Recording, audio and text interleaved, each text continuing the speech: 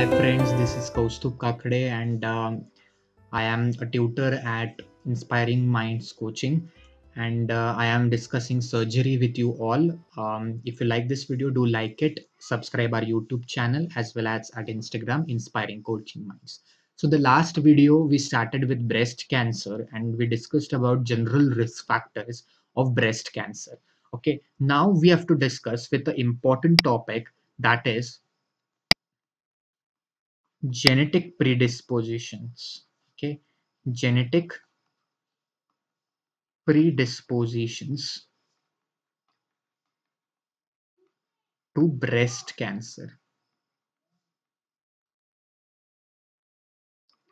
Now there are certain genes which are associated with breast cancer and how they affect our clinical prognosis and what to do if this genetic predisposition is there.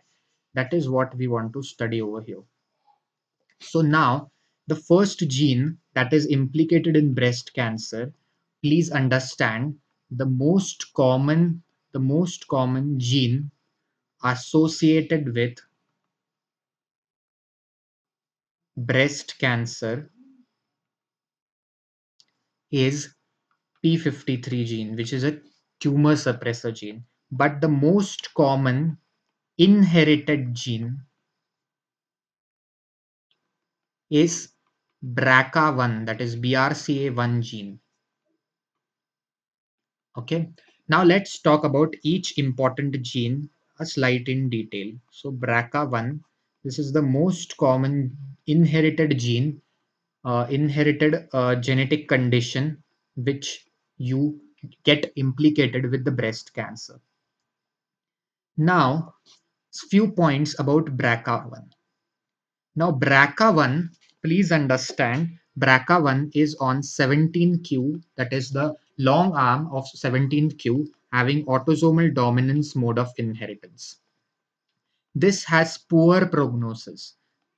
The simple reason why this has poor prognosis is because it is ER/PR negative. This is estrogen and progesterone receptor negative. So the targeted therapy against estrogen and progesterone receptors, which we use, that is SERMs, is not going to work against this. Okay. Third thing is that they tend to be bilateral. And the fourth thing is that associated with other cancers also. Now, which other cancers are they associated with?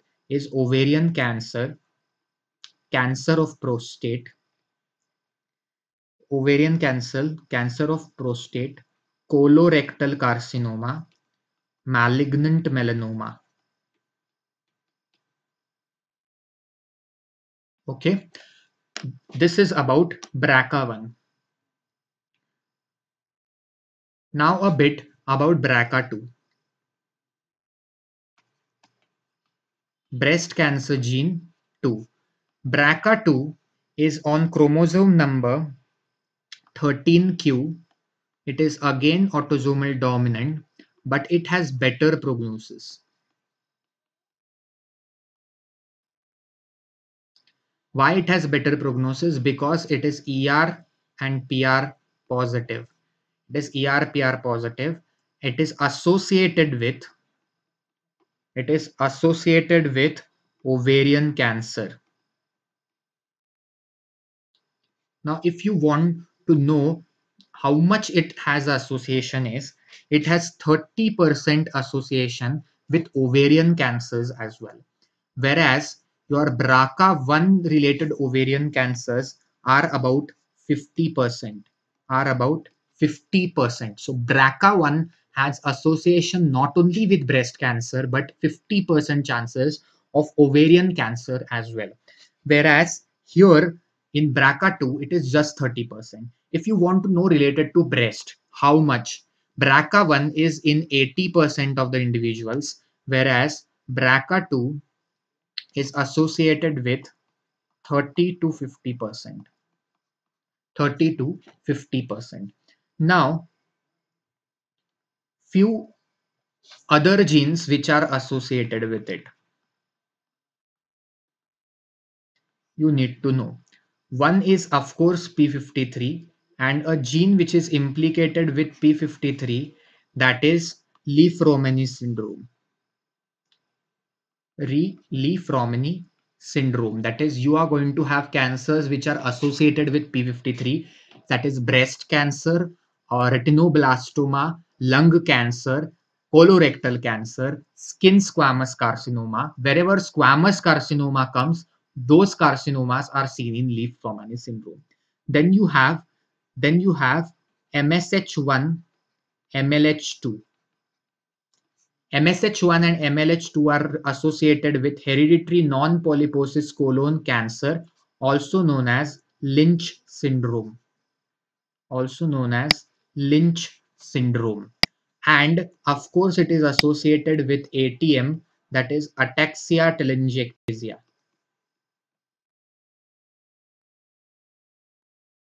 Okay, is associated with ataxia telangiectasia.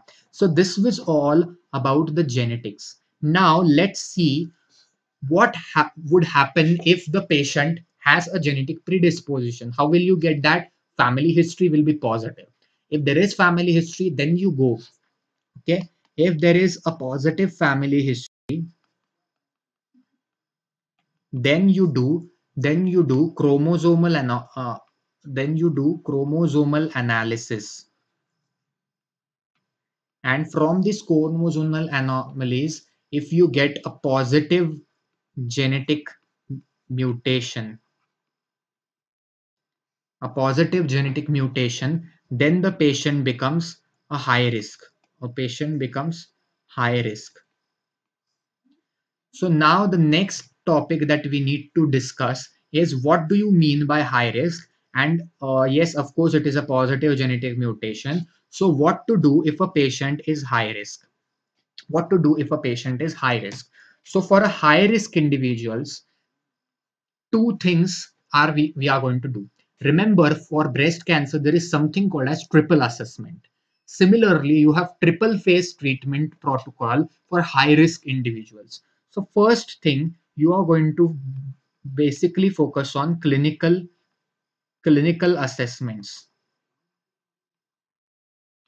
Clinical assessments. Secondly, you are going to focus on medical management. Medical management. And the third three is to talk about surgery.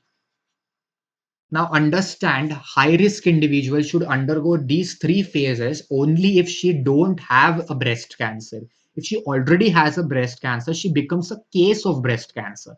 But if she doesn't have, then what you are going to do is you are going to do these protocols.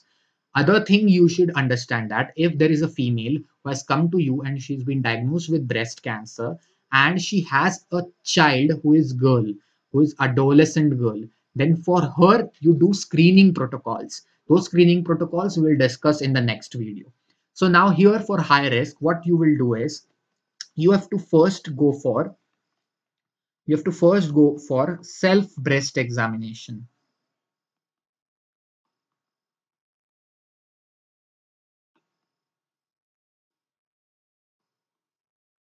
Okay, what do you mean by self breast examination? Is self breast examination means every day, or at least 6 months monthly, she should self examine her own breast. So when it should be done? So self breast examination should be done at 25 years, of age, and should be done 6 monthly.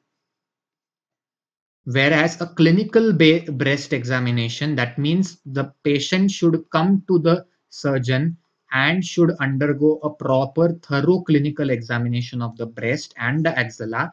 This should also start at 25 years, but this should occur annually according to guidelines. Okay, these are the first two things that have to be done by her. Plus there has to be a radiological assay also. There has to be a radiological assay also.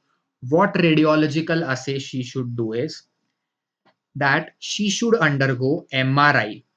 She should undergo MRI at after 25 years of age annually. That means every year after the age of 25, she should undergo a MRI, that is a MR mammogram, where a MRI is used to assess the breast tissue. That is what is done under a clinical trial, a clinical assessment.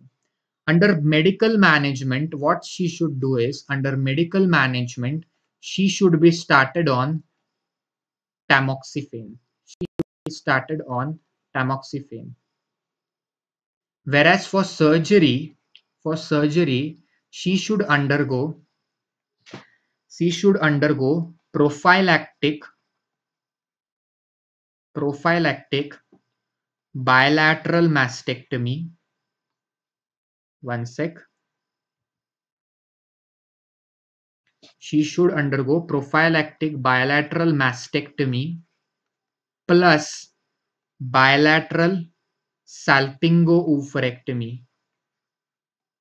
Why you need to do a salpingo-oophorectomy? The reason is that the ovaries are going to produce estrogen, and you don't want the more amount of estrogen to be produced when a patient is already genetically predisposed. And that's why we are doing a bilateral salpingo-oophorectomy for this patient. This is how you should manage. But there comes a but question in here, that if she's not ready to do a surgery, okay, not ready for surgery, then what you should do is, you should assess clinically and MRI, and plus what you should do is, at 25 years annually, CA-125 analysis along with a transvaginal sonography. This has to be done in the patient to look at the ovary as well. So that is how do you do a risk assessment in a genetic predisposition. So in this video, we learned how a genetic predisposition can cause breast cancer, what are the genes, and if the patient is genetically predisposed, she is high risk, and what to do in a high-risk patient, clinical assessment, medical therapy using tamoxifen, and surgical therapy using bilateral simple mastectomy with bilateral salpingo-oophorectomy. If you like the video, just hit the like button, share this video with your friends who will get benefited by this, follow us on Instagram, and also comment below if you want me to do anything for you, any new topic you want